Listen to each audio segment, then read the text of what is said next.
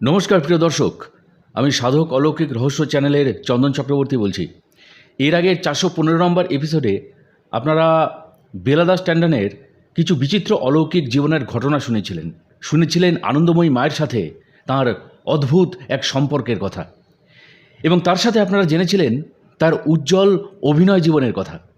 এই প্রসঙ্গে আপনাদের বলে রাখি, যারা এই চ্যানেলে প্রবীণ দর্শক আছেন তারা একটু মনে করার চেষ্টা করবেন যে বিচিত্রা দাস নামে কোনো অভিনেত্রীকে আপনারা আগে চিনতেন কিনা।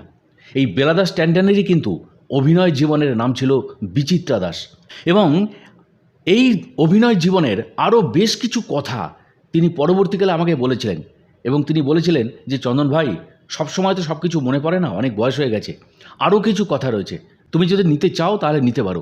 আরেকদিন গিয়ে আমি ওনার কথাগুলো সমস্ত শুনলাম, এবং সবচেয়ে বড় কথা, ওনার উল্লেখযোগ্য অভিনয় জীবনের সাথে সাথে ওনার ব্যক্তিগত জীবন সংগ্রামের দিকটাও উঠে এসছে, যার মধ্যে এমন কিছু অংশ রয়েছে যা দেখে আপনারা নিজেদের চোখের জলকে আটকাতে পারবেন না।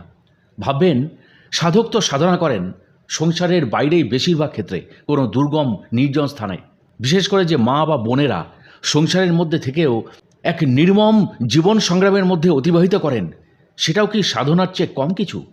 সাধনার চেয়ে কম কিছু তো নয়, জীবন সংগ্রামও এক ধরনের সাধনা বলে আমার মনে হয়। যাই হোক, ঘটনা আপনারা পুরো শুনবেন। তবে হ্যাঁ, এখানে একটা কথা আপনাদের বলে রাখি, যেহেতু তার বয়স হয়ে গেছে সেই কারণে সরাসরি ক্যামেরার সামনে সব কথা বলতে পারবেন কি পারবেন না, অর্থাৎ মনে পড়বে কি পড়বে না, এই মনে করে তিনি নিজে মোটামুটি একটা স্ক্রিপ্ট লিখেছিলেন, এবং সেইটাকে উনি সুন্দরভাবে পাঠ করে শুনেছেন। আপনারা যখন কাহিনীর মধ্যে ঢুকবেন তখন একটুও আপনারা কাহিনীর বাইরে আসতে পারবেন না। এত অসাধারণ, এত আকর্ষণীয় তার জীবন সাধনার কাহিনী। হ্যাঁ, এর সাথে অবশ্যই মা আনন্দময়ীর ঘটনা রয়েছে সেটা প্রথম ভাগে। কোনো একদিন আনন্দময়ী মা ট্রেনে করে যাচ্ছেন, তার হাতে ছিল সোনার বালা, সেইটা কোনো একটি চোর ধরে ধরে টানছে। কি হলো তারপরে? অথবা ধরুন আনন্দময়ী মা কোনো একদিন গাড়িতে করে যাচ্ছেন, হাতটা ছিল তার গাড়ির বাইরে, না কোথাও ধাক্কা লাগেনি, কোথাও ঘষাও লাগেনি, হঠাৎ করে দেখা গেল তার হাত দিয়ে রক্ত পড়ছে। এই ধরনের কিছু অলৌকিক ঘটনার প্রত্যক্ষ বা পরোক্ষ সাক্ষী অতীত দিনের বিখ্যাত অভিনেত্রী বিচিত্রা দাস বা বেলাদাস ট্যান্ডন। আসুন প্রিয় দর্শক, আজকের এই দ্বিতীয় এপিসোডে আমরা বেলাদাস ট্যান্ডন বা অতীত দিনের উজ্জ্বল অভিনেত্রী বিচিত্রা দাসকে আবার নতুনভাবে জানার ও শোনার চেষ্টা করি। চলুন তাহলে এবার যাওয়া যাক। আমি এখন একটু আনন্দময়ী মায়ের সম্বন্ধে কিছু কথা বলতে চাই, কারণ আগেও বলেছি, সবাই শুনেছেন, আপনারা সাড়াও দিয়েছেন। তা আমি তো এখন ভুলে যাই বয়সের ভারে। যা হোক, কিছু কিছু কথা আরও আছে, অনেক ভুলে গেছি, যা আছে যেটু মনে পড়ে বলে যাই। কারণ থাকতাম যখন দেহরাদুনে, আনন্দময়ী মায়ের আশ্রমের সামনেই, আমার বাড়ির সামনেই উনি কল্যাণবন, এটা সবাই জানেন। তা ওইখানে ওই আনন্দময়ী আশ্রমের ওখানে আমি সকালবেলা, উনি যতদিন থাকতেন ওখানে ওই আশ্রমে, আমি রোজ সকালে ফুলের ডালা করে, অনেকগুলো ফুল, আমার খুব বাগান ওখানে ছিল, প্রচুর ফুল গাছ হতো। তো সেই বাগান থেকে আমি এক ডালা ফুল নিয়ে যেতাম রোজ সকালে। এখন মা বলতেন রান্নাঘর থেকে, এই প্রকাশ দেখ বেলা আইতে আছে। তো বলে, মা তুমি কী কও? বলে, হ্যাঁ দেখ না, এক্ষুনি ঢুকলো বলে। তারপরে আমি গেছি সত্যি। আমি বলি, প্রকাশ দা নমস্কার, পায়ে লাগু। তো ওই দেখ মা এক্ষুনি বলছিলেন যে এই তো তুমি আসছো। আমি বলি, তাই? বলছে, হ্যাঁ মা বলছিলেন। আমি তো ফুল দিয়ে আসি মায়ের জন্যে, যে এখনই যে আসবো মা কী করে জানলেন? তো বলছে, হ্যাঁ মা জানেন, মা তো বললেন আমাকে, দেখ বেলা আইতে আছে। দেখো তুমি ঠিক এসছো 2 মিনিট 3 মিনিট পরেই। তা ফুল দিয়ে এসছো? হ্যাঁ মা, ওই মন্দিরে রেখে তারপরে এলাম।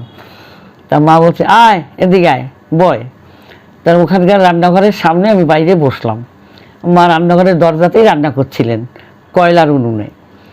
এখন মা আমাকে একটা দুধের কড়াই দিয়ে দিলেন, দিয়ে বলে কি, এইটা আশ্রয় আশ্রয়ে খা, তারপর ওই কলে ভালো মতন ধুইয়া রোদ্দুরে উপুর করে রাখ। আমার আচ্ছা। তা বলো, তুমি কী করে জানলা মা আমি যে দুধের কড়াই খেতে ভালোবাসি? বলে, আমি তো জানি তুই দুধের কড়াইটা শুদ্ধ আশ্রয়ে খেতে পারলে বাসিস, তুই তো ছোটোবেলায় মারামারি করতেই না বল? আমি বললাম, হ্যাঁ করতাম, আমরা ভাই বোনের মধ্যে আমি দুধের কড়াই আশ্রা নিয়েই আমি মারামারি করতাম, ওইটা আশ্রাই আমি খাবো। কিন্তু আমাদের দুধের কোনো ছিল না যে আমি দুধ খাবো। প্রচুর দুধ হতো আমাদের, কারণ আমার বাবার জমিদারিতে 32খানা গাই ছিল, প্রত্যেক বছর 2-3টে গরুর বাচ্চা হতো। তাই বুঝতেই পারছেন। কিন্তু দুধের কড়াই আমি আশ্রে খাবোই।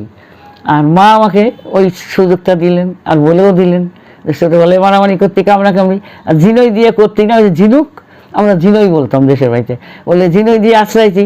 আমি বললাম হ্যাঁ মা, বলে এই নে এখানে আমার কাছে ও ঝিনুক আছে, নে আশ্রয় আশ্রয়ে খা। তা আমি ওইখানে মা কথা করে রান্না করে, আর আমি ঝিনুক দিয়ে আস্তে আস্তে দুধের কড়াই খেলাম। খেয়েটে কলতলায় ওইখানে বাঁধারে কল ছিল, আমি বেশ কল দিয়ে মানে মেজে টেজে উপুর করে রাখলাম।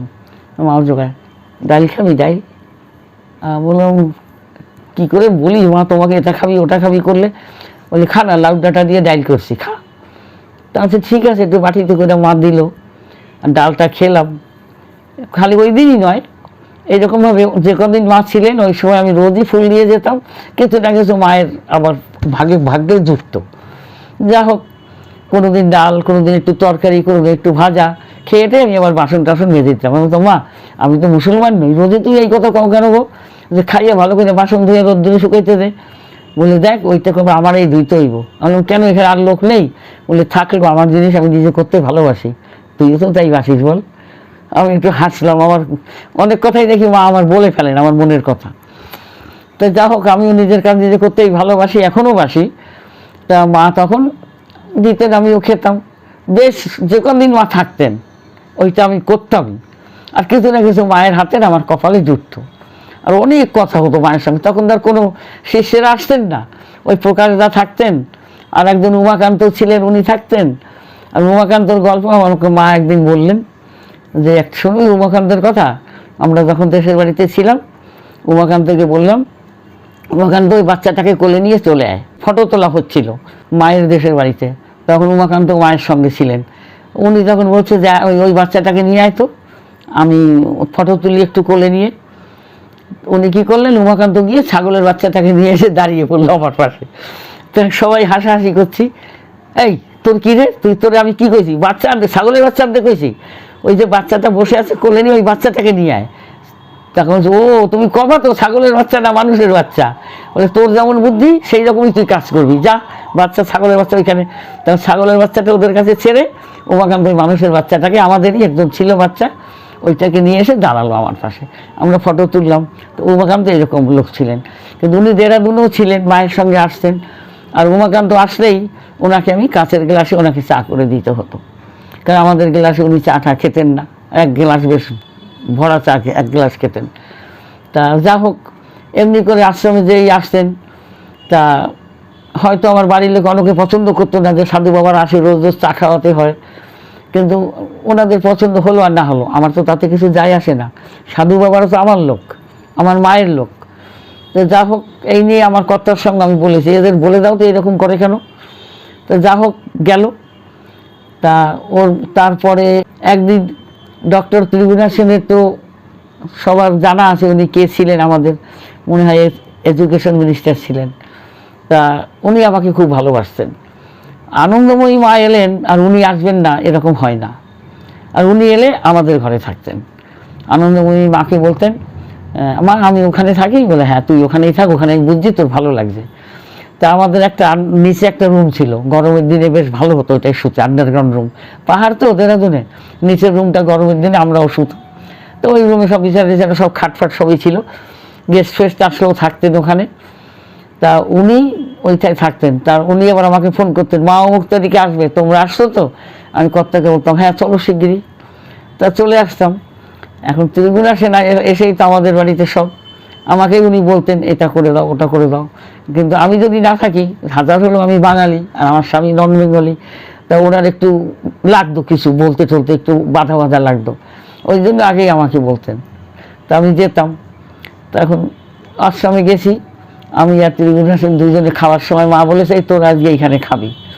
গেছি, থালা আমি একটা ছোট থালা এরকম বগলে করে, আর ডক্টর ওই সেন দাও একটা বগলে করে থালা, বলছে আমরা জেনে গেছি মা ভিক্ষাং দেখি, সেন দাও বলছে, আমি এক দৌড়ে মা ভিক্ষাং দেখি। এ আমার কি কথা তোরা কইস, ও মা ভিক্ষা দাও খিদে পাইছে তাড়াতাড়ি। দুইজনেই থালা নিয়ে ওখানে যে দিদিমা, ওনার যে মা ছিলেন, ওই দিদিমার যেখানে সমাধি হয়েছে তাই চওড়া করে বানান, ওর উপরে উঠে বসে বললাম থালা রেখে। মা বলছে ওইখানে বইয়ে খাবি? আমি বলছি হ্যাঁ ওইখানে বইয়ে খাবো। সেনদা এইখানে বসে খাবেন তো? বলছি হ্যাঁ হ্যাঁ আমি আর তুমি এইখানে বসেই খাবো। বললেন আনন্দময়ী মা একজনকে বললেন এই ফলানা যা তো, এই বেলা খাইবো আর ও খাইবে, ত্রিগুণা খাবে, তুমি ওই আমার হাঁড়ির ভাত সব নিয়ে আসো, আমি জানি ওনারা আসবে, ওদের জন্য আমার হাঁড়িতেই রান্না হয়েছে। দিলেন, ওনারা এসে দিলেন। তাহলে দেখুন আমার এই কপালের মধ্যে মায়ের হাতের রান্না কতবার হয়েছে। এখানে হয়েছে, এই কঙ্খলে হয়েছে, যখন আমি গেছি হরিদ্বার কঙ্খলে, ওখানেও কবার হয়েছে। আমি আমার মাকে আমার ভাইকে নিয়ে গেছি, ওনারা সবার সকালে সাধুদের রান্না খেলো, আমার ছোট ভাই আর মা, আর আমি খেলাম মায়ের হাতের, মায়ের হাড়ির রান্না। তাহলে দেখুন, তাহলে আমার ভাগ্যটা একটু জল জল করছে বেশি, তা এখন জল জল করছে না। তবে কি হচ্ছে, ডক্টর ত্রিগুণা সেনও এরকম করতেন, বগলতলা গিয়ে বলতাম। আবার যখন অনুষ্ঠান হতো, কঙ্খলে অনুষ্ঠান হবে, আমি দেরাদুনে, এখন মা চলে গেলেন, আমাকে করে গেলেন চালটা, চেনেন তো চালটা, মায়ের ওই কল্যাণ বনে চালটা গাছ ছিল, প্রচুর চালটা পড়তো, ঝাড়ু মেরে মেরে খাদে ফেলে দিত রোজ, একসঙ্গে ডেইলি 50-60টা ফেলে দিত। তা মা আমাকে খালি বললেন 1 বস্তা চালতে নিয়ে আসিস সঙ্গে। এখন আমি আর কি করব, মার হুকুম ভাই চালতে নিয়ে যেতেই হবে। আমি 1 বস্তা, ওখানে কত লোক খাবে? বলে 100, 200, 1000, 2000 নয়, লাখ লোক খাবে, তাদের চালতার ডাল করলে বা চাটনি করলে অনেক চালতে লাগবে। তা আমি আবার গিয়ে বেশ কুড়িয়ে টুড়িয়ে 1 বস্তা চালটা জোগাড় করে রাখলাম, যাব বলে। আমরা যাব সেদিন, ত্রিগুণা সেন আমাকে বললেন যে চলো আমরা ট্রেনে করে যাই। তাহলে চলুন। তা আমার কর্তা নিজের গাড়ি করে আমাদের দেরাদুন স্টেশনে নিয়ে হরিদ্বারের গাড়িতে বসিয়ে দিলেন। আর তার আগে কুলিতে মাল নিচ্ছে, চালটার বস্তাটা এখন কুলির সঙ্গে হচ্ছে আমার। আমি বলছি না আমি এত দেবো, বলছে না এত দেবো। এখন কুলিটাকে আমি বলছি ওই রকম করো না গো, আমি কুলিটাকে বলছি। আর সেন্দা না চুপ করে আছে, কিছু মাথা কামানো তো ছিল, সেন্দা তো ন্যাড়ামুন্ডেই থাকতেন। তখন সেন্দা চুপ করে আছে, আমাকে বেলা তুমি বোঝো গিয়ে। তখন আমি বললাম সেন্দা আপনি চুপ করে থাকুন, দেখুন আমি কথা বলি। কারণ ওখানে তো হিন্দিতে সব কথা চলে। আমি বলছি কি, देखो भाई हमसे पैसा ज़्यादा मत लो, देखो ना हमारा बड़ा भाई है, ये देखिए ना, उनका हमारा पिताजी का डेथ हो गया, तो उनका क्रियाक्रम करने जा रहा है, कुछ सामान लेके, तो कुछ पैसा तुम भी कम करो। তো কুলি দেখলো সত্যি ওনার মাথা মুন্ডন করা, আমি ভাবলো বোধহয় সত্যি, কিন্তু আমি যে টোটালটা মিথ্যা কথা বলে গেলাম, একদম মানে দিব্যি কী বলবো, ভালো অ্যাক্টিং করে দিলাম। পাপ হলে ভগবান দেখবে, আমি তো মায়ের কাজ করতে যাচ্ছি। তারপরে কুলিতে একটু পয়সা 2 টাকা কম নিল, এমন ঠিক আছে ভাই দে দো, চলো। ও ট্রেনে চড়িয়ে দিল মাল। তারপরে আমি বসলাম, সেন্দা সেন্দা কি জোরে হাসি, বলে এটা তুমি কি করলে? আমি বললাম সেন্দা হাসছেন কেন, আপনি এটা বুঝতে পারছেন তো? আমি বলে দিলাম আপনি তো আমার দাদার মতনই, বড় ভাইয়ের মতো। বাবা আমার কবে মারা গেছে, আপনারও বাবা কবে মারা গেছে, মৃত ব্যক্তির নামে বলে দিলাম বাবা মারা গেছেন, তাই আপনি এখন মাথা মুন্ড হয়েছেন, আপনার ক্রিয়াকর্ম করতে ওখানে যাচ্ছি। তো বলে কি তা হলো এইরকম একটা, এই 2 টাকা 5 টাকার জন্য? আমি বললাম না, আমি যে বলেছি কম করবো, আমি কম করেই ছাড়বো, আমার যে দাম পুরো 2 টাকা কম করলেও করবো। তা বলছে আচ্ছা ঠিক আছে বসো। আমরা গল্প করতে করতে 1.5-2 ঘন্টায় হরিদ্বার পৌঁছে গেলাম, মাল টাল দিয়ে মাকে গিয়ে সব গল্প শোনালাম। মা বললো তুই আর ওই যে ইয়েগুলো ছাড়বি না, তোর একটা বয়স হয়েছে মনে রাখিস। আমি দূর মা, বয়স তোমার হয়েছে, তুমি সবার গুরু, আমাদের মা, তোমার বয়স হয়েছে, আমি এইটুকু আছি। তারপর বলছে দেখো কী করে, দেখো ত্রিগুণা সেন মাকে বলছেন এই জন্যই তো বেলাকে অত ভালোবাসি। যা হোক, ওইখানে খুব উৎসব হলো, আমিও থাকলাম, খেলাম, সেন্দাও থাকলেন, খেলেন। আমরা দুজনে আনন্দ করে 1 দিন 2 দিন হরিদ্বারে থাকলাম, ওই কঙ্খলের ওনার আশ্রমে। তারপর আবার দেরাদুনে চলে এলাম। মায়ের সঙ্গে এইভাবে কতবার দেখা হয়েছে, কতবার হরিদ্বারে আসা যাওয়া, মানে কি বলবো। আর ত্রিগুণা সেন এরকমই, উনি আসলেই আমাকে ডাকবেনই। আমি যদি কখনো বলতাম যে না সেন্দা একটু কলকাতায়, আমি একটু এবারে কলকাতায় আসি, বলে যাক আমিও তাহলে যাবো না, মায়ের আশ্রম আমার বলে আপনি চলে যাবেন, আপনাকে দরজা খুলে দেবে, ওই নিচের ঘরেই আপনি থাকবেন, সব আপনি পাবেন, খালি সকালে চা খায় আপনি মায়ের আশ্রমে গিয়ে খাবেন। বলছে না না, ওটা একটা আলাদা ব্যাপার হয়, তুমি থাকলে একটু আলাদা। ঠিক আছে আমি মায়ের আশ্রমেই থাকবো এখন, ওইটা উনি বললেন আমাকে। তো এরকম করে করে তো এরকম চলছে। মা একবার ট্রেনে করে যাচ্ছেন, মায়ের গল্পই বলি সব। একটা চোর ট্রেনের বাইরে দিয়ে রড ধরে ধরে ঝুলে ঝুলে মায়ের হাতে বালা, ওই যে কেউ মাকে 2 হাতে 2টো বালা পরিয়ে দিয়েছেন, সোনার মানে ভারী বালা, 2টো বালায় অন্তত 8 ভরি হবেই। আর 2টো শাখাও মা পরে থাকতেন। মা তো আর সদবা বিধবা কুমারীর কোনো ব্যাপার ছিলেন না, বিয়েই হয়েছে এই মাত্র, কিন্তু যে যা পড়াতো মা পড়তেন। এখন সেই বালাটা ধরে মা জানলা এরকম হাত থেকে বসে আছে, মায়ের বালাটা ধরে চোরটা টানাটানি করছে। এখন মা বলছে, মায়ের কথা শুনলে তো হাসি আমারই পাচ্ছে। মা বলছেন, কি করতেছো, কি করতো, সাইডে দিয়ে পড়ে যাবি। ওর আর একজন যারা সঙ্গে আরও ছিলেন বলছেন, ও মা তুমি চুপ করো তো, পড়ে যায় যাক। বলছে দাঁড়া, কয় কি, এই তুই দরজা খুললে, অনেক দরজা খুললে দে, ঘরের ভেতরে আসুক, ও পড়ে যাবো, পড়ে গেলে পড়ে যাবো, ছেলেটা পড়ে যাবো। বলছে এই তুই ঘরে আয়, আমি বালা খুলে দেবো তোরে, আয়, আমার হাতের বালা দুইটাই তোকে দেবো। তখন তুই ছাড়, ওকে বলে এই দরজা খুলে তোকে ভেতরে আন। তো ভেতরে সত্যি সত্যি ওই লোকটা ভেতরে চলে এলো। মা বলছে বয়, ওর নিচে বসলো। তখন বলছে, ও আমি আর চুরি করবো না। মায়ের হাত পেয়েছে ওর গায়ে, মায়ের হাতের ছোঁয়া লেগেছে, ওর মাইন্ড বোধহয় বদলে গেছে। বলছে মা আমি আর চুরি করবো না। বলে চুরি করবো নাকি, আমি তো তোর এই নে, আমি দিতে আসি নে, তুই তো চুরি করতে আসিস নে। না না মা, আমি আর নেবো না। ও নিলই না বালাটা, ও চোর কিন্তু আর নিল না। চোর বললো আমি আর জীবনে চুরি করবো না মা, আমি তোমাকে শুয়ে বলছো এই খবরদার আমার গায়ে হাত দিস না, ওইখানে বসে বল। তখন বলছে না না মা, আমি আর চুরি করবো না। ঠিক আছে, তুই কথা দিয়েছিস তো ঠিক, এক কথা একদম একদম করবি না। হ্যাঁ মা ঠিক, আমার বিশ্বাস করুন, আমি একেবারে হৃদয় হাত রেখে বলছি, আমি আর চুরি করবো না। বদলে গেল কিন্তু চোরটা সেই থেকে। বলে আচ্ছা ঠিক আছে তুই যা। ওদের বললেন এই ওকে কিছু টাকা দিয়ে দে, বেচারা ঘরে গেলে হয়তো ফ্যামিলি আছে কি আছে, চুরি চামারি করে খায়। তা কত দেবো মা? আরে কত দেবো, 200 টাকা দিয়ে দে, ও যাক বাড়ি থেকে ডাল চাল কিনা খাও। দিয়ে দিছে। মা তো বাঙাল কথাই বলতেন, হিন্দিও বলতে পারতেন না, সেই রকম বলতেন হিন্দি। তারপরে দেখুন চোর কীরকম হয়ে একটা মানুষ হয়ে গেল মায়ের ছোঁয়া পেয়ে। আমি কিন্তু আসলে মানুষ হতে পারলাম না, আমি সেই টিভিরেই আছি। আমার অবস্থাটা কি জানেন তো এখন? সবাই আর কি শুনুন, আপনারা এটা করবেন না। খড়ের গাদায় সোনার সোচ খুঁজছি আমি 88 বছর ধরে, কিন্তু আজ পর্যন্ত পাইনি।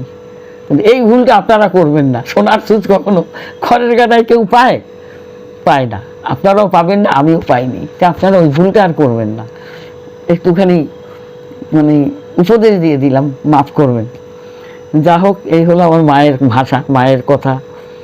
ট্রেনে মা একদিন ওই গাড়ি করে যাচ্ছিলেন রাস্তায়, যেমন থাকেন ওনার সঙ্গে যারা ছিলেন গাড়িতে তারাই আমাকে বলেছেন যে জানো মায়ের একটা কীর্তি শুনবে। মানে হ্যাঁ বলো। বলে আমরা সব গাড়ি করে যাচ্ছি এক জায়গায়, মাও বসে আছেন, আমরাও আছি। সামনে দিয়ে কিছু আসছে, ওই গাড়িটার অ্যাক্সিডেন্ট হবে, মা এটা বুঝে গেছেন। মা খালি বাইরে এরকম হাতটা ডান দিকে এরকম বার করলেন জানলা দিয়ে, আর চোখটা বুঝে খালি বললেন গেল গেল গেল গেল গেল বলে মা হাতটা মট করে আছে, এরকম মুট করে আছেন। খোলা হাতটা মুট করে দিলেন মা, কিন্তু গাড়ির অ্যাক্সিডেন্ট হয়নি। গাড়িটা কীরকম করে বেরিয়ে গেল। বেরিয়ে যাওয়ার পরেই সবাই দেখছে মায়ের হাতটা বাইরে টস টস করে রক্ত পড়ছে হাতের তলা দিয়ে। বলছি কীরকম হলো? ও মা তোমার হাত দিয়ে রক্ত পড়তে আছে, কী হলো? বলে রক্ত পড়ছে, কী হলো আর কি, আমার হাতের অ্যাক্সিডেন্ট হলো বোধ হয়, দেখ। তখন মা হাতটা টেনে ভেতরে আনে, সব একটা দিয়ে চেপে ধরেছে, দেখলো মায়ের হাতটা কেটে চিড়ে গেছে। ওই অ্যাক্সিডেন্টটা মা হাতে নিয়ে নিলেন, আর এই 4-5 জন লোক দেখুন বেঁচে গেলেন। তাহলে বুঝুন, একটা অত বড় অ্যাক্সিডেন্ট, 5-6টা লোকের ডেথ হয়ে যেত, সেটা হয়ে গেল মায়ের হাতে, ডান হাতের তলায়। তাহলে মা কী দিয়ে দিয়েছেন, মা কী জিনিস ছিলেন, এই জিনিসগুলো সব মানে কোনো এর মধ্যে একটা কথা, আরও অনেক কথা এর থেকে আমার বেরিয়ে গেছে, আমার মনে নেই এখন একটু বয়সেতে ব্রেন শর্ট হয়ে গেছে, হয়তো কখনো মনে পড়বে। তখন তো চন্দন ভাইকে পাবো না, আপনি বলবো, এখন পেয়েছি একটু বলে নি সব কথা। যাই হোক, এই চন্দন ভাইয়ের থ্রুতে আপনারাও জানতে পারবেন। তাছাড়া কদিন বা বাঁচবে, সব নিয়ে চলে গেল, তো আপনাদের জানতেও পারবেন না কথাগুলো নিয়ে আমি যদি চলে যাই। যার জন্য চন্দন ভাইকে এই কথাগুলো বলছি সবাইকে শোনাবার জন্য। আপনারা দেখবেন, এই অনেক কথাই ভুলে গেছি, অনেক কথাই আছে। আমি তাহলে আনন্দময়ী আশ্রমের ওই প্রকাশদার কথা একটু বলি। প্রকাশদার কাছে একটা এরকম নারকেল থাকে, এইরকম সাউথ থেকে আসে যে নারকেলগুলো, অনেক সময় দেখবে সাধু বাবারা ভিক্ষে করতে তো ওই নারকেলটা হাতে ওইটা নিয়ে ঝুলিয়ে, মানে হাফ পোর্শন, একটু লম্বা গোল, মানে 1.5-2 মগ জল ধরে, এত বড় নারকেল। তা আমি একদিন বললাম, আচ্ছা প্রকাশদা, এই যে আপনার নারকেলটা আছে, তো ওই নারকেলটা দিয়ে আপনি কী করবেন? ওই নারকেলের মালাটা তো ওইটা দিয়েই বলবো, ওইটাই তো আমার সব কিছু, আমি বেরোই এইটা নিয়ে ভিক্ষায় বেরোই। তা আমি বললাম তো এইটা দিয়ে তো আপনি ভিক্ষায় বেরোন। আচ্ছা যখন থাকবেন না আপনি, বলা যায় না, আমি যদি না থাকি তাহলে তো আপনার কোনো ব্যাপারই নেই, কিন্তু যখন আপনি থাকবেন না তখন তাহলে ওইটা আমার হয়ে যেতে পারে, আপনি আমাকে এইটা এখন থেকে বলুন যে এইটা আপনি আমাকে দেবেন। তখন বলছি বলে কি রে, আমি এটা দেবো কি, এই বাবা এই আবার তো এটা দিয়ে কী করবে তুমি? আমি বললাম না না না, ওইটা আমার কিন্তু খুব পছন্দ হয়েছে, আমিও ভিক্ষে করবো। তো যে ভিক্ষে করবে, তোমারও ভিক্ষে করবে, কী বলছো? উনি একটু আমাকে থতমত খাইয়ে দিচ্ছে। আর ওইসব আপনি ওইসব ছাড়ুন, ওইসব আপনি একদম ছাড়ুন। আপনি যখন থাকবেন না, আমি যদি থাকি বেঁচে, ওইটা আমি নেব। তখন উনি বলছেন যে ঠিক আছে, তাই যদি হয় তাই নিয়ে নিও, দিয়ে দিলাম। আমি যখন থাকবো না তখন তুমি নিও, তখন কে নেবে আমি জানি না, আমি তো বলে দিলাম নিও। গেল। আমি তারপর তো দেহরাদূনে থাকতাম, আবার চলে আসতাম কলকাতায়, কখনো লখনৌতেও থাকতে হতো।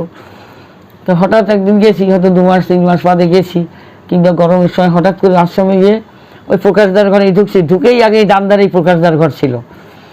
তারপরে প্রকাশদা দেখি কি ঘরটা একদম খালি, একটা চৌকি ছিল সেটা নেই, কিছু নেই, কিন্তু সেই যে নারকেলের মালার কমণ্ডল ওইটা কিন্তু ঠিক একলা পড়ে আছে ওই দেয়ালের ধারে। তাকে বললাম কি এই কীরকম হলো, একটু ব্যাপারটা বুঝলাম না। তারপরে মা মা করে বাঁ দিক থেকে চলে গিয়ে আমি বলছি মা প্রকাশদা কোথায়? তো বলছে কী আর কমু প্রকাশদা, তোর প্রকাশদা আর কি। মা একটু বলতে মানে মারই তো ছেলে, আমি যেমন ওনার উনি ওনার ছেলে ছিলেন। মা বললো প্রকাশ এখন উপরে প্রকাশ দান করছে। আমি বললাম কবে? বলে এই তো হয়ে গেছে প্রায়, তুই তো এলি অনেক দিন বাদে, মাস 2-3 হয়ে গেছে। তা আমি বললাম ওই যে প্রকাশদার ঘরে রয়েছে কিছু নেই, ওই কমণ্ডলটাই রয়েছে ওই যে নারকেলের। তো মা ওইটা কিন্তু প্রকাশদা আমাকে দিয়েছিল, তাহলে ওইটা আমি নিয়ে যাই।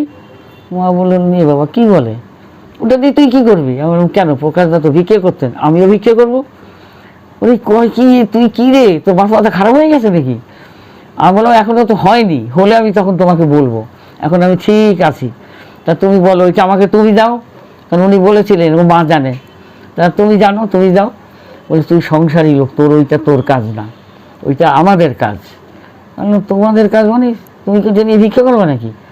তোমার এত বড় রাশি রাশি ছেলে মেয়ে তোমার, তুমি আবার ওইটা দিয়ে কী করবা? আমার কোনো ছেলে বলে নেই, ওই তুমি একমাত্র মা আছো, তুমি ওইটা দাও। বলে কি এই চুপ কর, ওইটা হাতও দিবি না, ওইটা প্রকাশের আছে ওখানেই থাক, অন্য কোনো আমাদের সাধুদের লোককে দেব। কিন্তু আমার না কীরকম মনে মনে খুব খারাপ লাগলো, ওইটা আমি আমার মনে একটু খারাপ জিনিস এসেছে, আমি ফকর এই মালটা পেতাম, মা এখন বাদ সাজছে, কারণ ওই দিনটা আমার খুব পছন্দ।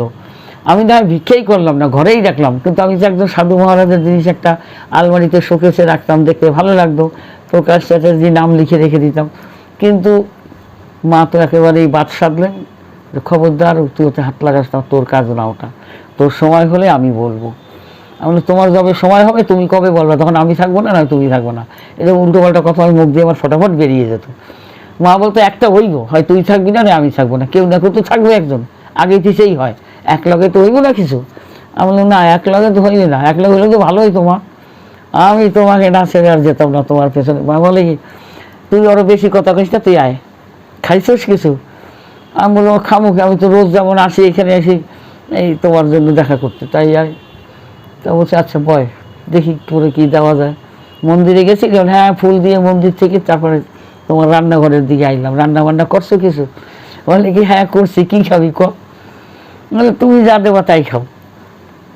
মামাকে একটু প্রসাদ দিলেন, এনে আগে হাতে করে মুঠি করে ওখানে হাত পাত দিলাম, ওই ঠাকুরের প্রসাদ আর কি, বাতাসা নকুলদানা ওই কী কী ছিল ওর মধ্যে, একটু কাজু টাজু এইসব। আমি ওটাকে আবার একটু আঁচলে বেঁধে দিলাম, অনেক থাকে তো ঘরে নিয়ে আমরা কর্তা দুজনে খাবো, একটা মুখে দিলাম, বাকিটা রেখে দিলাম।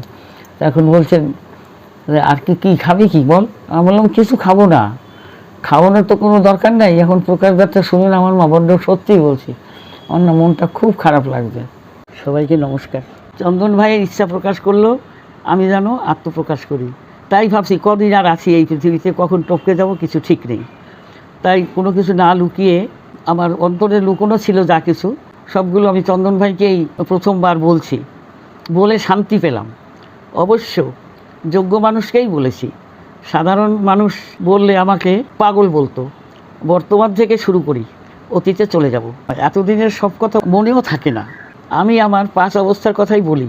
প্রথম অবস্থা বাল্যকাল, গাল টিপে সবাই বলতো বা রে খুকুমণি লেখাপড়া করবি তো? মাথা কাত করে বলতো হ্যাঁ করব।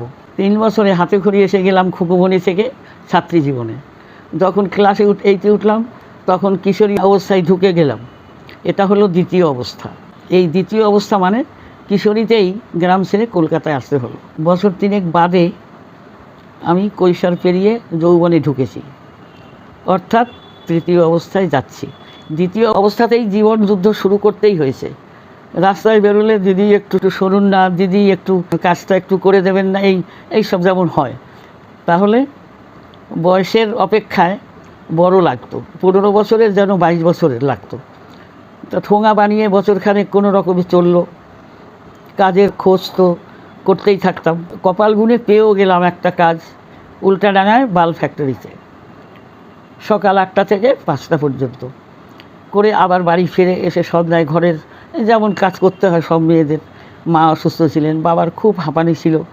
অতএব 11 জনের রান্না বান্নার, বাসন মাজা, কাপড় কাচা, ঘর বোঝা এক হাতে আমাকেই সব করতে হতো। তা সত্ত্বেও কত শতবার সেই অনার্স গ্র্যাজুয়েটটা আমাকে শুনতে হতো, যেমন গাধা, গরু, ছাগল, বলদ। চাকরিতে ঢুকে আর বেশি শুনতে হয়নি। বাল্ব খুব ভালো বানাতে শিখেছি। বাল্ব ফ্যাক্টরিতে কিছুদিন বাদে আমার পোস্টও বদলে গেছে, উপরে উঠেছি। বছর খানেক কাজ করার পর একদিন বাসে করে খড়দায় ফিরছি। পাশের সিটে বসে এক মহিলা, নাম উমা রায়, আমার সাথে যেসে আলাপ করে বলে, তুমি কি অভিনয় করবে? আমি হ্যাঁ বলে ওনাকে মাথা কাট করে বললাম। তারপর কথা মতো উমার বাড়ি গেলাম। টিটাগড় পেপার মিলে 2টো বই হবে, তাতে অভিনয় করব।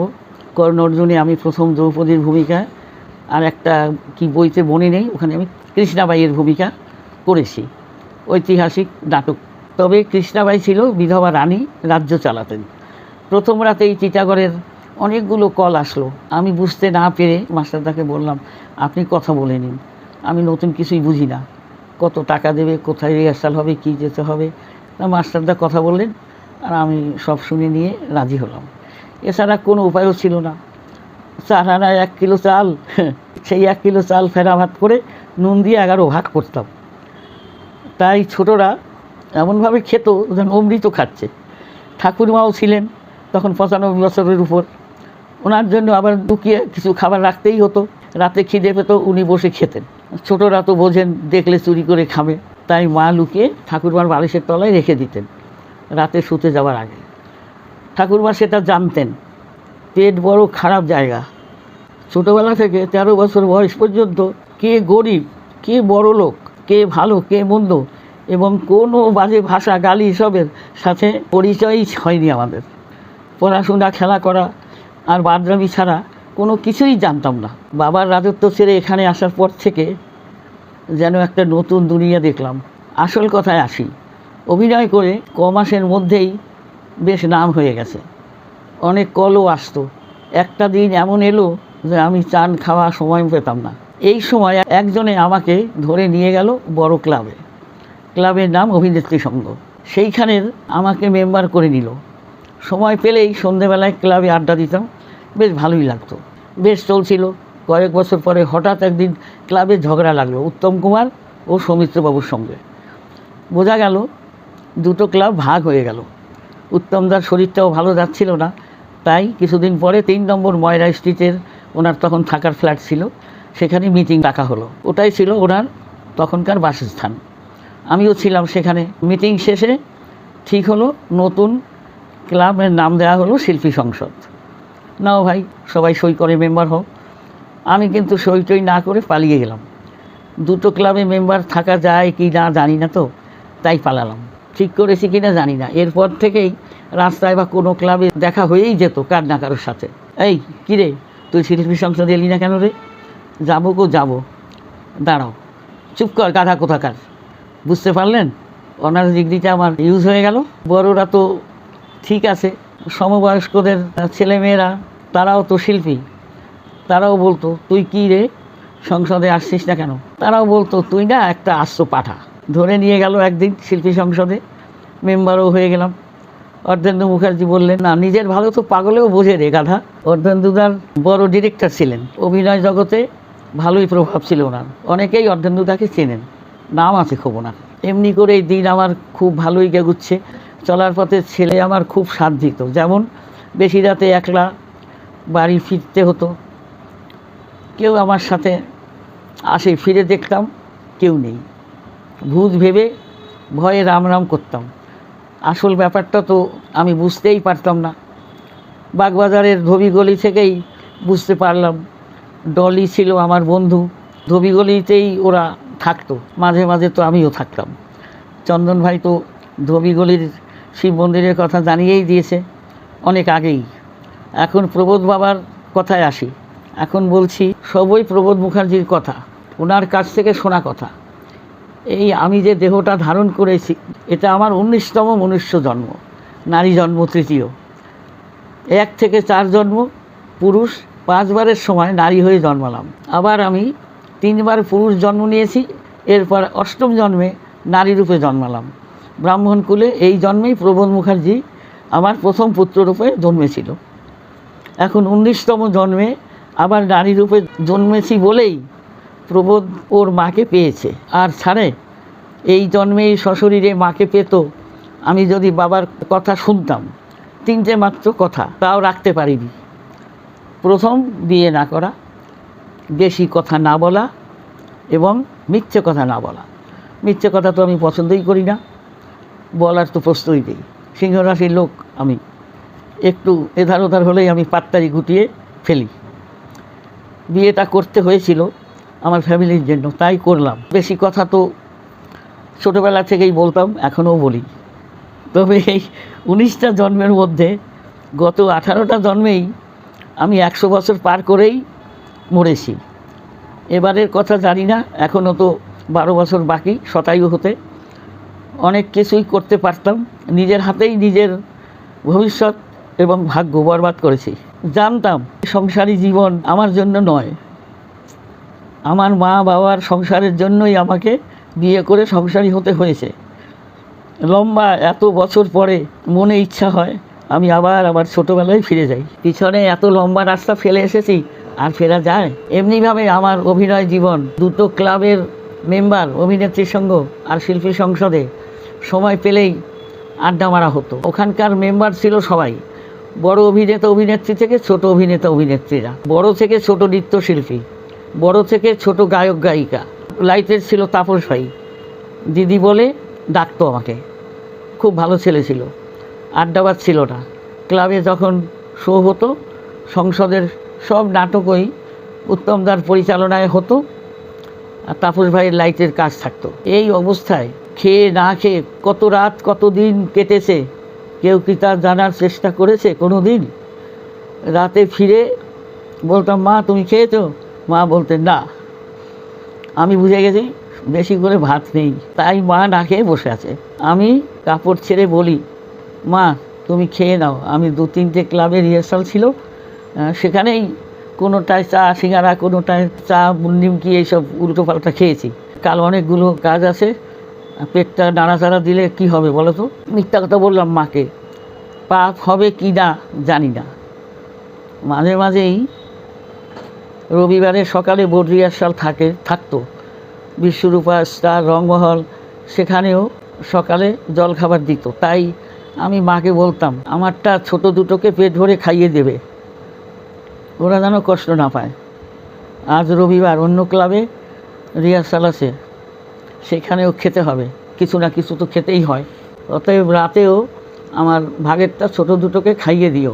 ক্লাবে রিহার্সালে যদি আমার কিছু খেতে ইচ্ছে না করতো, কাগজে করে মুড়ে সিঙ্গারা মিষ্টি যা কিছু তেমনি নিয়ে এসে রাতেই আমি কেমন ডাকবো। ওই সিঙ্গারা মিষ্টি শুনে ওরা তড়াক করে লাফিয়ে উঠে বলবে, দিদি এসেছে, মা দিদি এসে, বড় দিদি এসেছে। বলতাম আগে খা, পরে জিজ্ঞেস করবি। কি খুশিই না হতো। বড়টা বলতো ছোটোটাকে, বড়দিদি কি ভালো না রে কানু। বড়দিদি বলতে পারতো না, তাই বড়দিদি বলতো। এমন করে কত রাত না খেয়ে থাকতাম, কাউকে বুঝতেও দিতাম না।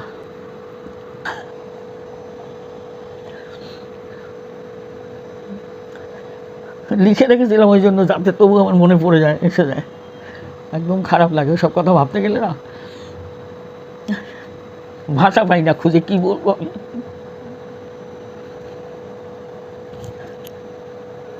ছোট ভাই দুটার মুখে একটু হাসি দেখে খুশি দেখার যে কি তৃপ্তি পেতাম, তা কলমে লিখে বোঝাবার মতো ভাষা এখনো পর্যন্ত আমি শিখে উঠতে পারিনি। 11 জন লোকের বোঝা আমার কাঁধে চাপিয়েছেন আমার বাবার প্রথম 3 ছেলে, বড়, মেজ ও সেজ, মানে আমার দাদারা। বাবা 1952 সালে আমাদের এখানে রেখে আবার বরিশালের গরবদি গ্রামে গেলেন। বড়দাকে সমস্ত সম্পত্তি ভার দিয়ে আর খরচের জন্য কিছু টাকা পয়সা নিয়ে এলেন। সেটাই বাবার শেষ যাওয়া।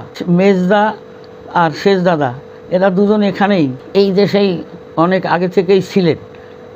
মেজদাদা খর্দাতেই আর শেষ দাদা নবদ্বীপে থাকতেন। দুজনেরই বহাল তবিয়াতে থাকার সুব্যবস্থা ছিল।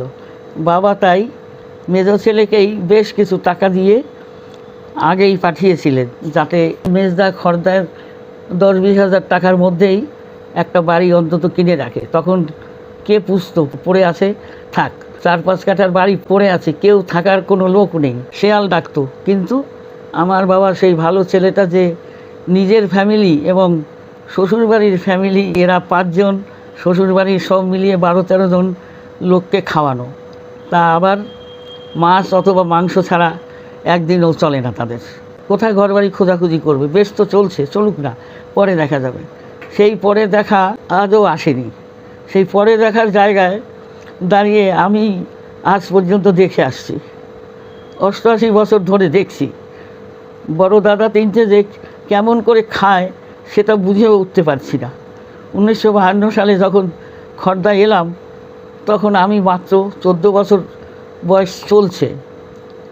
মেজদার বাড়িতেই উঠলাম, বেশ খাওয়া দাওয়াও চলছিল, কিন্তু এতগুলো লোক আমরা থাকবো কোথায়, এই ভেবেই কাটলো 7 দিন। এই কদিনেই এত বিরক্ত হলো মেজ বৌদি যে মধুর বাণী শুরু হলো, কি না রাবণের গোষ্ঠী নিয়ে আইসে, খাওয়াইবে কে, যত ঝামেলা আর সহ্য হয় না। বাবাকে শুনিয়েই বলা, তা বাবা তো শুনেই নিয়েছিলেন। বাবা মেজদাকে ডেকে বললেন, কিরে কোথায় যাব? রাবণের গোষ্ঠী নিয়ে, দে টাকা দে, আমি জায়গা ঘর দেখে এসেছি, অন্তত 1000 দে, আমি এখান থেকে চলে যাই। মেজদা চুপ, বাবা তো আর চুপ থাকলে চলবেই না। কিরে দে টাকাটা, বসে থাকলে চলবে না, তোর বউয়ের কট্টর ভাষায় মহাভারত শুনতে ভালো লাগে না। অগত্যা বাবার মেজো ছেলে বললেন, বাবা আমি একটা থাকার ব্যবস্থা করে আসি, এই বলে কেটে পড়েছে। আর কি, বাবা তো ভাবছে যাক তাহলে একটা বাড়ি টাড়ি দেখেই আসবে। তিনি যে এদিকে সূর্য সেনের জায়গা দখল করার সব ব্যবস্থা করে ফেলেছেন জানবো কি করে।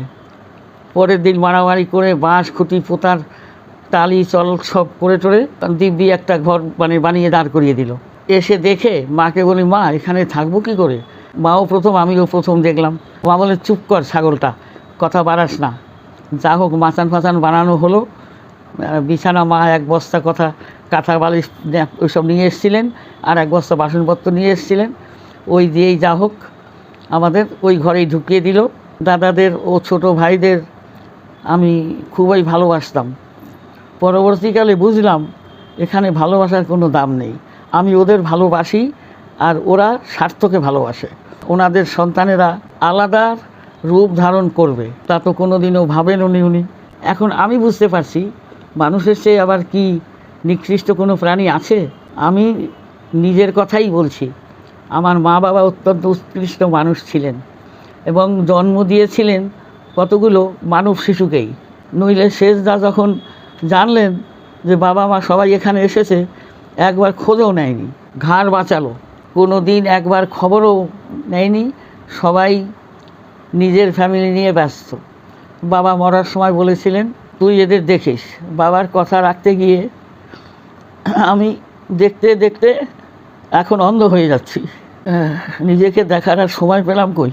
সেই যে 1952 সাল থেকে ঠোঙা বানিয়ে বাল ফ্যাক্টরিতে কাজ করে সন্ধ্যেবেলা থেকে 2টো ক্লাবে রিহার্সাল করে রাত 10টার মধ্যে বাড়ি এসে ঘরের অনেক কাজ সেরে সকালের জন্য কয়লার উনুন সাজিয়ে রেখে যা থাকতো সব কিছু থালা বাসন মেজে টেজে রাত্রে শুয়ে পড়তাম।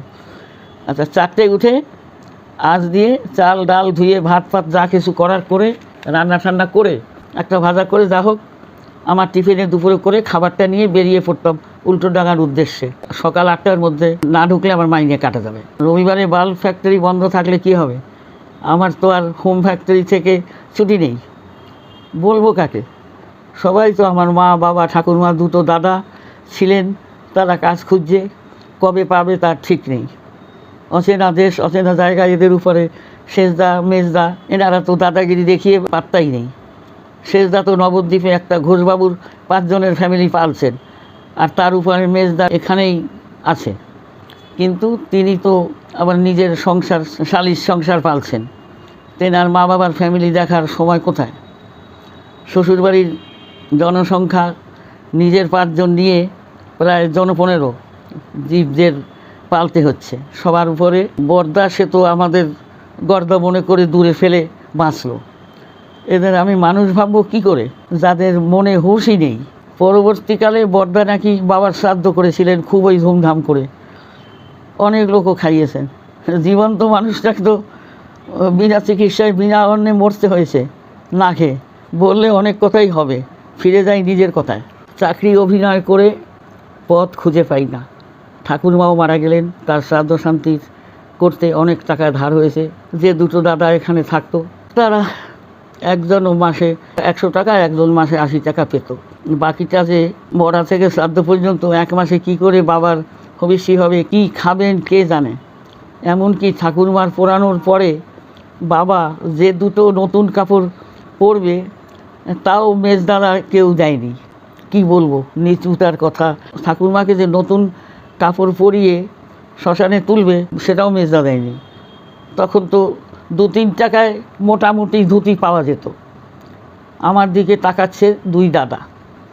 আমি বললাম চিন্তা করিস না বলে খর্দায় 2-3টে দোকান ঘুরে অনেক বলে কয়ে, তবে বাকিতে একটা কম দামের ঠাকুরমার জন্য ধুতি আর বাবার জন্য 2 হাঁটুর এই নিচে পর্যন্ত যেমন হয় মার্কিন কাপড়, সে একটু মেপে মেপে লুঙ্গির মতো উনি পরতে পারেন, এই হিসেবে এতটা কাটিয়ে নিয়ে এনেছি। মার কাপড় কপালে আর জোটেনি। মা 1 মাস পরে গঙ্গা থেকে সেই পুরনো কাপড় শাড়ি পরেছেন, আর বাবাও সেই 1 মাস পরা মার্কিনের একটা কাপড় গঙ্গায় ধুয়ে পরেছেন। বাবা বলেছিলেন গঙ্গায় ধুলে গঙ্গা জল শুদ্ধ তো, পোষা পবিত্র হয়ে যায়। এই কাপড় দুটোকে ফেললে কি পরবো বল, যতদিন চলে চলুক। এতেই মনুষ্যত্বযুক্ত মানুষেরা বুঝে নিন, কত আর বলবো। উত্থান পতনের মাঝে দিন কাটতে লাগলো। ছোটো ভাইকে নিয়ে চিন্তা, ওরা বড় হচ্ছে, লেখাপড়া আছে, সবই ম্যানেজ করে এসেছি। 14 বছর থেকে 20 বছরে ঢুকে একটা বিয়ের অফার এলো। আমি বলি বিয়ে করার সময় নেই, আমার কাঁধে বিশাল দায়িত্ব আছে। উনি বললেন তোমার দায়িত্বটা যদি আমি কাঁধে নিই তাহলেই তো হলো। আমি তখন বললাম কদিন ভাবি, তারপর কদিন পরে বলবো। যা হোক, শেষমেশ রেজিস্ট্রি করে বিয়েটা করেই ফেললাম। এতদিন তো প্রবোধ বাবার তালে তাল মিলিয়ে চলতাম, নিজের স্বার্থের জন্য বিয়েটা তো করলাম। আমার ছেলে প্রবোধ বাবা ইচ্ছে ছিল আমি সাধনার পথে এগোই, তা এগিয়ে গেলাম বিয়ের পথে। সেই রাগে প্রায় দিনই দুমদাম উৎপাত শব্দ হতে লাগলো। তার মায়ের আর সাধিকা হওয়া হলো না, এই দুঃখে। এতটা দিন আমাকে রক্ষা করে এসেছে, ভাবলাম আর আমাকে দেখবে না, সেটা ভুল। আমাকে কিন্তু রক্ষা করেই যাচ্ছে। নইলে ছোট ভাইটা 1.5 বছরের, তার উপরেরটা 4.5 বছরের, এরা তো খিদে কাঁদত। মা বলতো যে যা তো, তোর মেজদার বাড়িতে 2 ভাত যদি দেয় 2টোকে খাইয়ে দিয়ে আয়। ছোটো ভাইটাকে কোলে আর একটাকে হাত ধরে হেঁটে গেলাম। গিয়ে বলি মামিমা, কাল থেকে কিছুই খাইনি, যদি 2টো ভাত দাও এদের খাইয়ে দিই। দিলেন তিনি 1 হাতা ভাত, একটু ডাল, বাস। ছোটো ভাইটাকে খেতে দিল। আর একজনকে বলে চুপ করে বসে থাক ওধারে, কিন্তু আর 1 হাতা ভাত দিলে ওনার কি হতো, দুজনকেই নয় আধপেটা করে খাইয়ে দিতাম। তা হবার নয়। গিয়ে 3-4 বার ছোটো 2টোকে নিয়ে গেছিলাম, ভাত ওই 1 হাতা, 2 হাতা ওনার হাতে কোনো দিন ওঠেনি। এই হচ্ছে মানুষ। 3-4 বার মাত্র এসেছি, তাও রোজ নয়, 3-4 মাসে। এমনিতেও তো ভিখারিকেও ভিক্ষা দিতাম, কত চাল কত খাবার।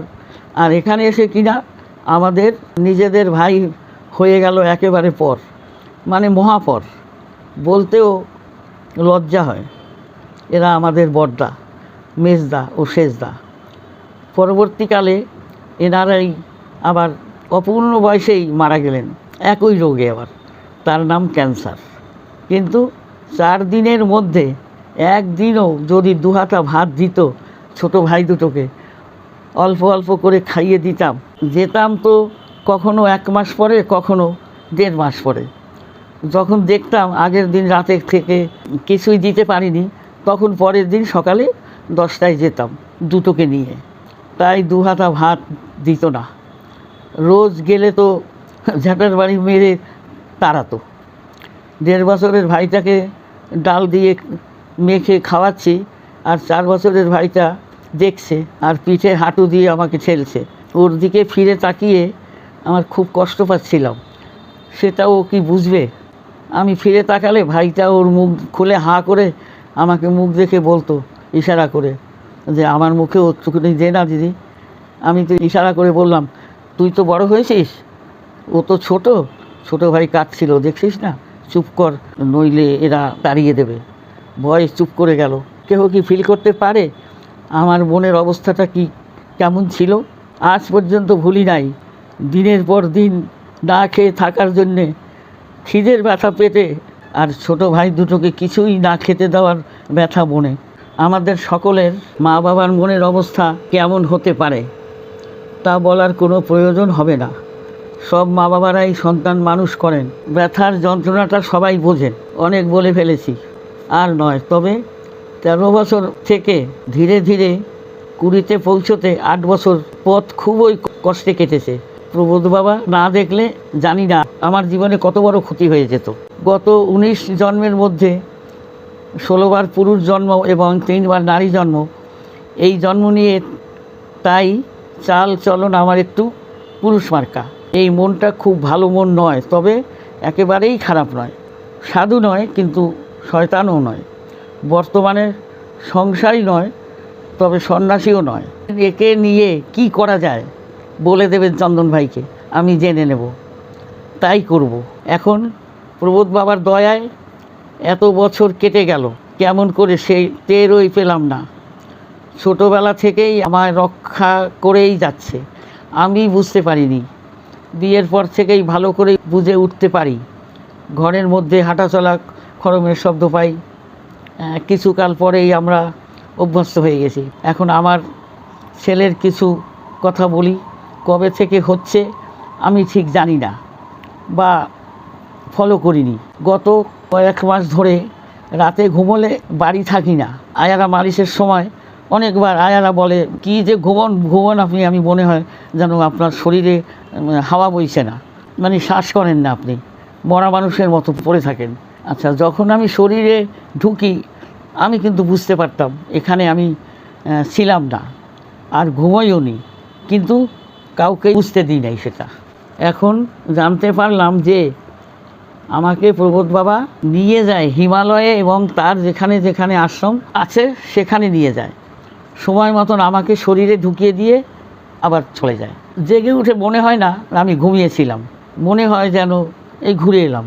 ঘুম থেকে উঠলে যে একটা ঘুমের রেশ থাকে, কেমন একটা থাকে, এসব কিছুই হয় না, যেন ঘুরে এলাম। খুব ফ্রেশ লাগে। এটা প্রায় 1 বছর ধরে লক্ষ্য করছি। আমার কিন্তু কিছুই মনে থাকে না এসবের কথা।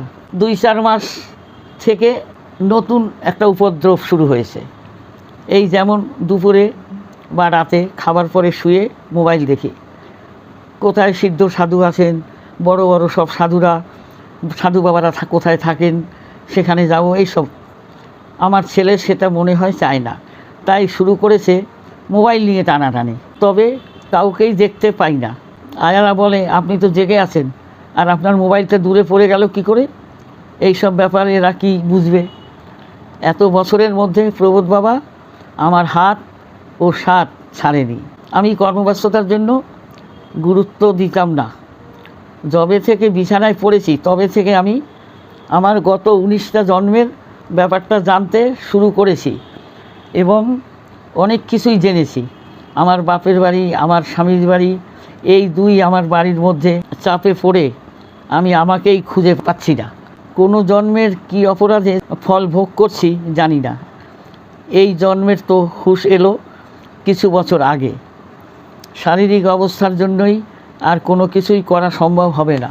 এখন আমি সম্ভব অসম্ভবের বাইরে। এই বয়সে গরিব বড়লোক সব একই স্তরে এসে থেকে যায়। সেটা হলো বার্ধক্যের বোঝা, আপনজনের কাছেও আর নিজের কাছে তো ভীষণভাবে বোঝা। কিন্তু আমার আপনজন বলতে কেউ নেই, এক ছোট ভাই ছাড়া। ইচ্ছায় বা অনিচ্ছায় হোক টিকিয়ে রেখেছে আমাকে। কারণ দাদারা মারা গেলেন, আমার ছোট ভাই দুটো মারা গেল। স্বামী মারা যাবার পর আমার দেখার ভার তো কেউ নেয়নি, আমি নিজেই আমার মালিক। 2005-এ মাও চলে গেলেন, আমার আর কোনো বাধাই রইল না। পেছনের টান যাকে বলে তাও নেই। আমার তো আর আগে পিছে কোনো টান নেই। ছোটো ভাইকেই বলি, তুই আমাকে তো দেখছিস, দেখবি, যা কিছু আসে তা তুই দেখ, আমি তোকে সব দায়িত্ব দিয়ে দিলাম, যেমন ভালো বুঝিস কর। করছে ও সব। এখন আসল কথা, ওর শেষ কথা হচ্ছে এই যে আমার 5টা দাদা আর 3টে ছোটো ভাই মারা গেছে। তেনারা থাকতেও কোনো উপকার পায়নি, ওরা চলে যাওয়ার পরেও তেনাদের বউ ছেলে মেয়েরাও আর কিছুই করতে পারলেও আমার জীবনটা নরক করে দিয়েছে। লাস্টে এসে জানলাম এ জীবনে নিজের জন্য কিছুই আর করতে পারলাম না। এখন আমি জীবিত আছি না মরে গেছি সেটাই ফাইন্ড আউট করতে পারছি না। একজন আসেন উত্তরকাশী আশ্রমে, মাঝে মাঝে আসেন। বেশিরভাগ সময় উনি তিব্বতে অথবা জ্ঞানগঞ্জে থাকেন, হিমালয়ে। ওনাকে আমি চিনি না। উনি পারেন হিমালয় থেকে আমাকে ঠিক করতে। কোনো ওষুধ ছাড়াই সেই ক্ষমতা শঙ্কর মহারাজ বাবাজির আছে। তার সাথে যোগাযোগের ক্ষমতা আমার নেই।